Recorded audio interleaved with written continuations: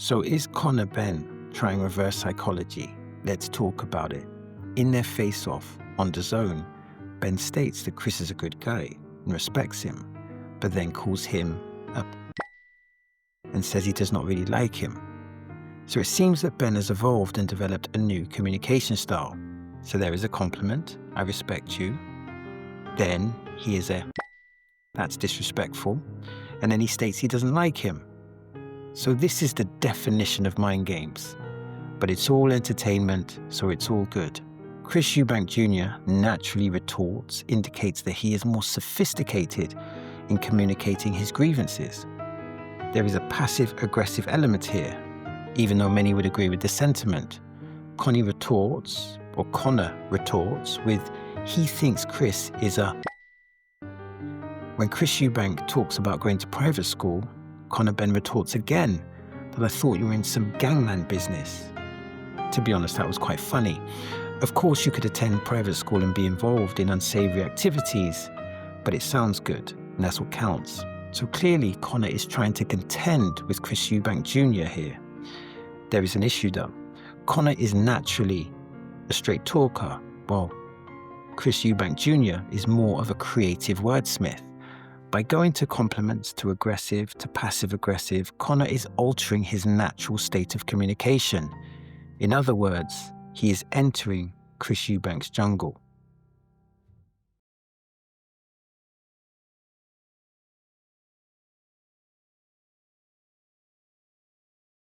Words matter in boxing, but not for the reasons you may think.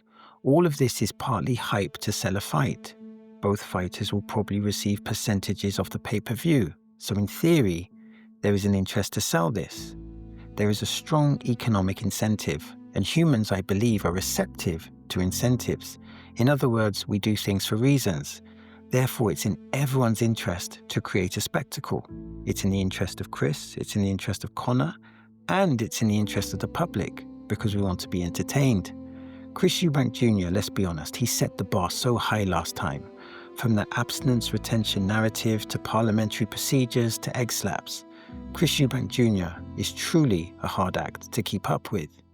He has become a great marketer, and marketing, like boxing, is an art. Chris Eubank Jr.'s British humour is also very appealing to the British public. From my personal perspective, I respect it, and I think deep down, Connor respects it too.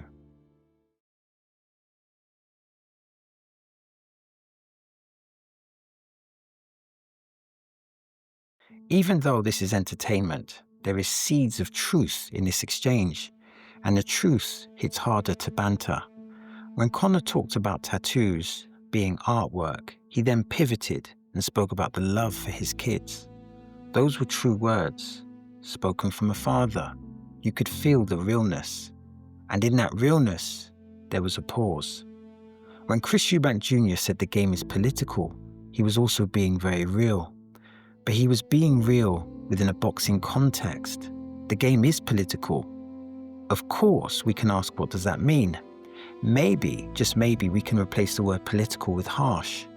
The truth is, it appears that certain people don't like Chris Eubank Jr. Being disliked is a powerful emotion. Being disliked and respected is even more powerful. The machine tried to crush him, according to Chris Eubank Jr. Well, that's what he suggests. But he stood strong and he stood stoic. Clearly, Chris Eubank Jr. has a very, very strong mindset. That is pure reality, and that is not marketing. They both really went to hospital after the fight, and they both really went to war. The point is this: the glitz and glamour does sell the fight, but the violence is very, very real.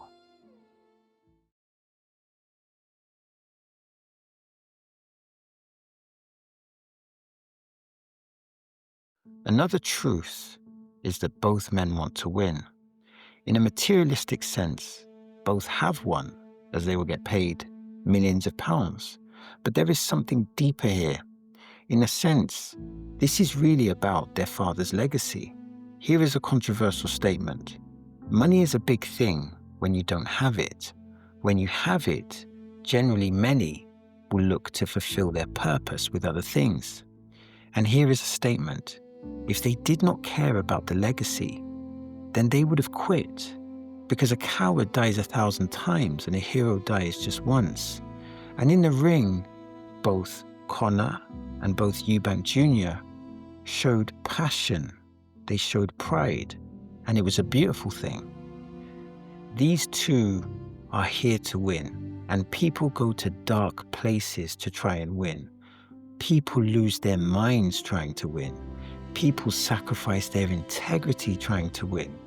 The point is this: winning is a serious business.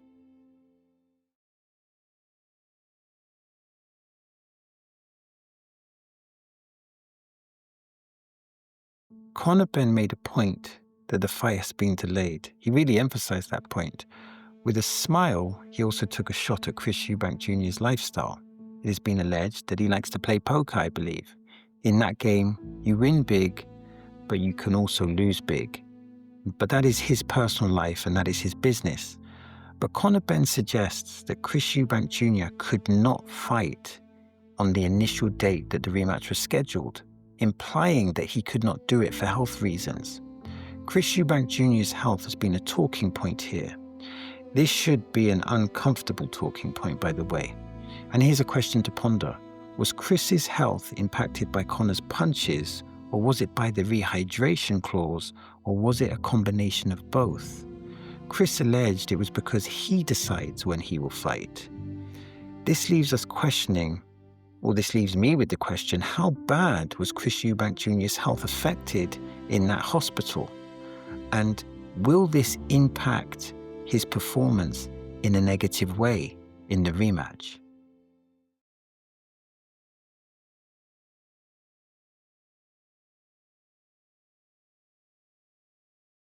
Connor spoke about his new luxury car and how on one hand he smells pain, but on the other hand he is thankful to Eubank Jr.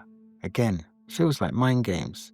The tone felt like he is making a point, showing that the fight benefited him, maybe an attempt to minimize the loss. But is it a loss if you gained resources and luxury things? I guess there is an objective truth here. Connor made a lot of money from the fight. But why does he smell pain when he sits in the luxury car? That's a revelation within itself. Of course, Chris Eubank Jr. retorts about how humble he is. This leads to Connor's best retort. As Eubank Jr. minimized the importance of money, Connor reminds him that he's sitting there in a Gucci jacket. Eubank retorts that he needs to look good for the camera, and the banter continues. Now, when Chris Eubank Jr. mentions the failed test, it becomes more personal. Obviously, this is a trigger. And both men have natural contentions here. Chris Jr. is angry because he thinks he is a cheat, and Ben is angry because of the damage this situation had on his image and on his mental health.